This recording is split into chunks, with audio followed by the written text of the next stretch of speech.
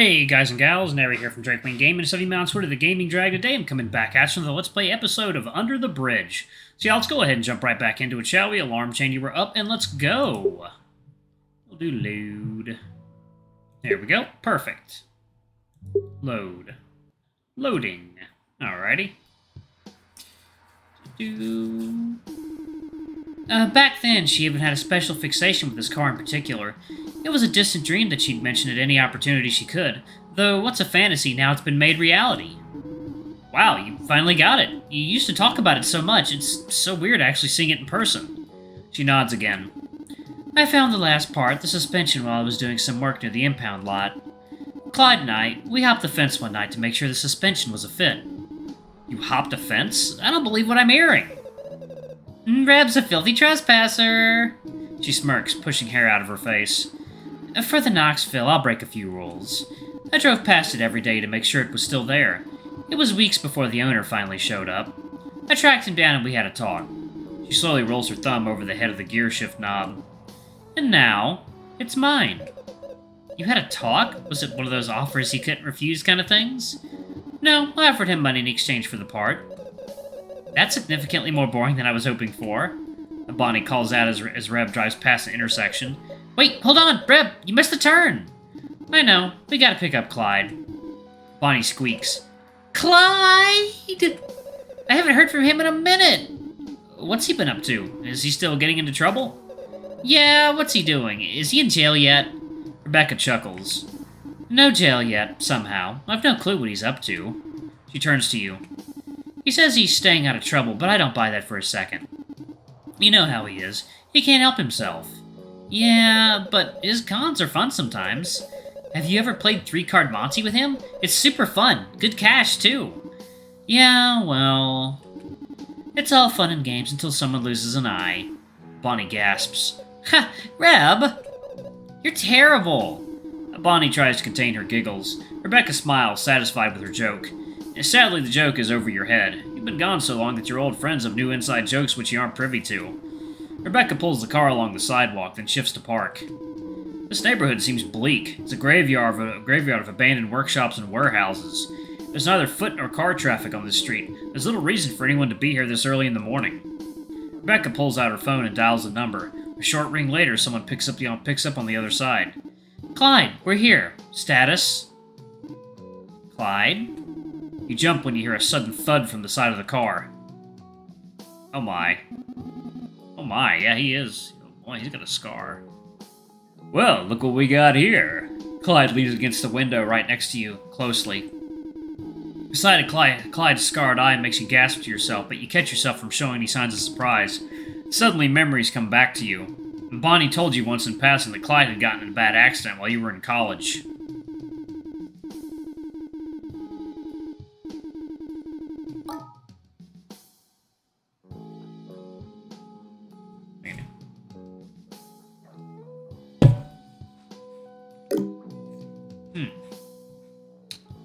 You hadn't seen Clyde before the injury, and you haven't seen any pictures of Clyde since then either.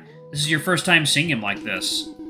His right eye is glassy and milky. He looks at you with a smile, but the eyelids on his right eye only goes half as far as the other.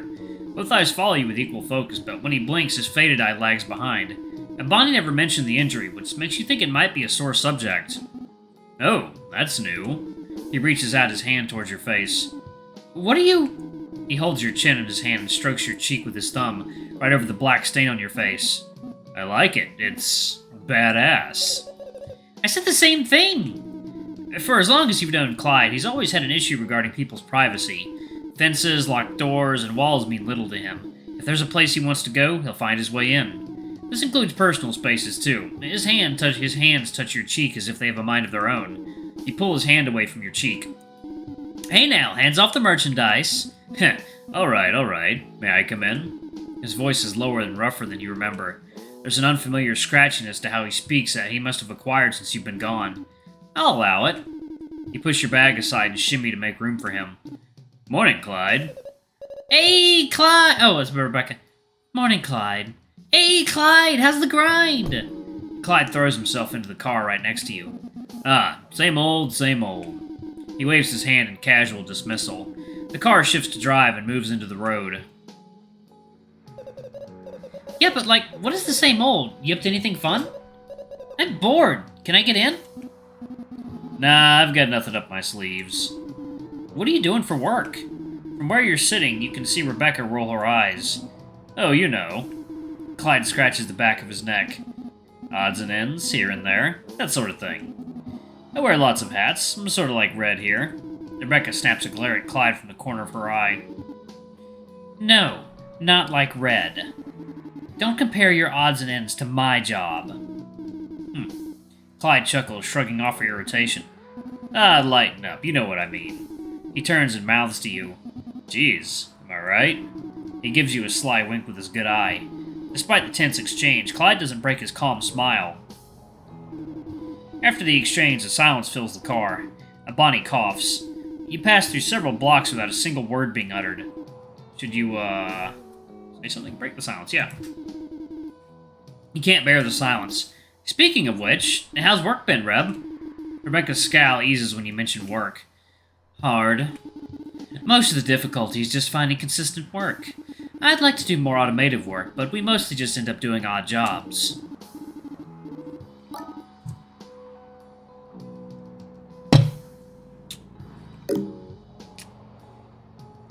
Installing appliances, chopping trees, landscaping, etc. Sounds like you're living the dream. She smirks. I like being busy.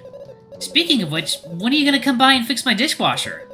You know how hard it is to cook with paper plates and bowls? Have you considered washing your plates in the sink? But I'm lazy! Fast food is an option. But I'm broke! I was gonna take a look during the party tonight. Party? Aw, come on, Ash.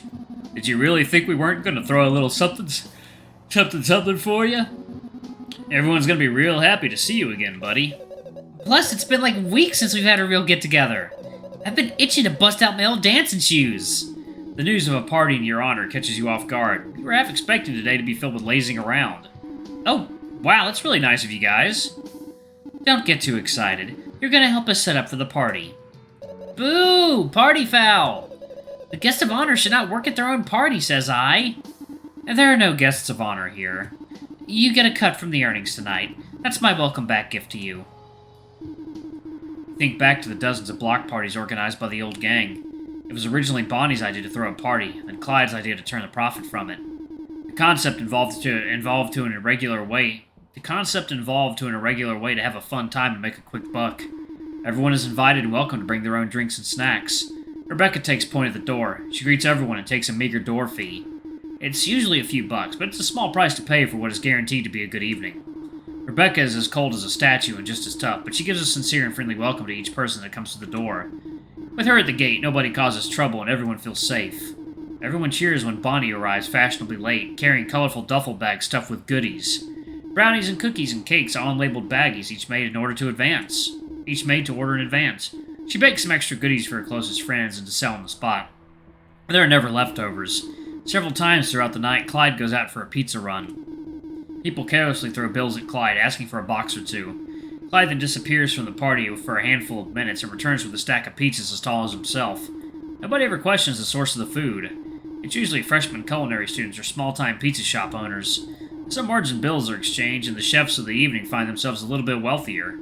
As the middleman, Clyde walks away from the deal with a nice wad of leftover cash. The drunk partygoers are fed with bountiful and dirt-cheap pizza, until they get hungry again in an hour. At the end of the day, everyone pulls their cash together and takes their cut. You feel a hand on your lap. Good, bud? Yeah, I was just lost in thought. Your cut for tonight should be enough to last you for a good bit while you're in town. If you want short on cash, there's plenty of work to be done. Oh, for sure. Just find me and we can... Rebecca snaps her glare at Clyde through the mirror.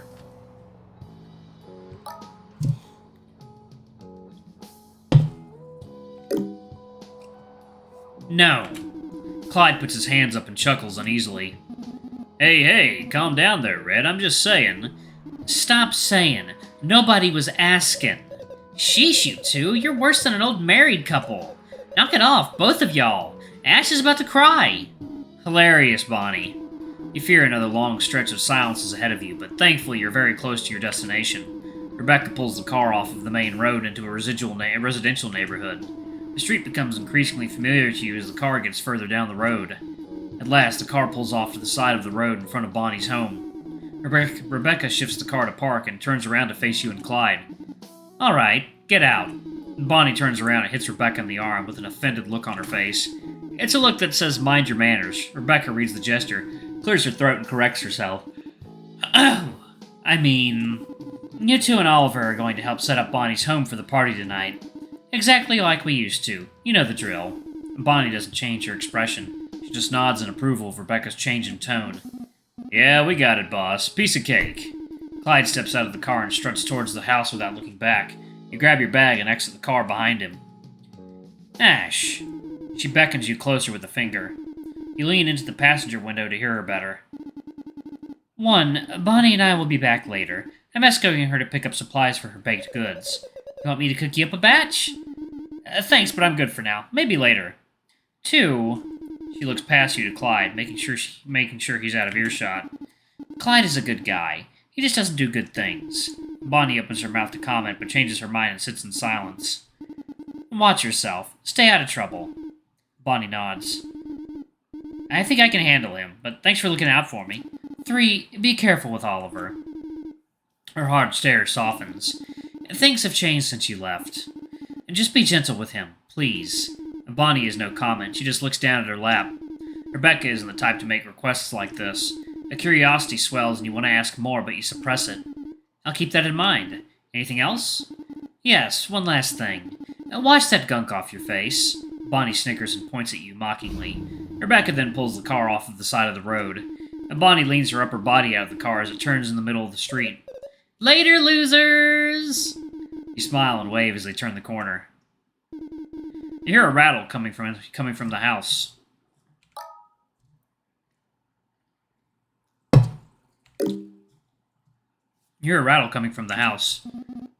Door's locked. Clyde rattles the handle of the front door. He tries forcing it open to no avail. Damn. How did we already screw up? Bonnie didn't leave you her keys, did she? Nope. Here, let me just call her. Oh, don't worry about that, Ash. Clyde crouches and messes with some seams on his shoes. He stands up and reveals to you 2 black pen-sized picks. I never go anywhere without them. Are you sure that's a good idea? What if... He's already working the lock before you can finish. Relax, bud. Bonnie's cool with it. She locks herself out of places all the time. Who do you think she calls first? Clyde hums a song to himself as he works the lock. It only takes a few seconds for the bolt on the door to slide, unlocking it. There. Was that so bad? Red and Bonnie are busy. We really don't want to annoy them. He does have a point. Reb doesn't take kindly to things getting in her way. Maybe it is for the best you don't bother them. We probably could have just gone in through the back. But where's the fun in that? Clyde enters the house, and you follow closely behind. Clyde deeply inhales the air of the house. Well, here we are. He looks around as he moves through the living room towards the backyard. You follow along, moving slowly as the memories of this house come back to you. You couldn't begin to count the number of pizza boxes, beer kegs, and brownie batches that have been consumed in this house. Alright, y'all, I'm actually going to pause it right there. Thank y'all so much for watching. Don't forget to like, comment, subscribe, ring that notification bell. I love you all, and I shall see y'all in the next video. Bye-bye!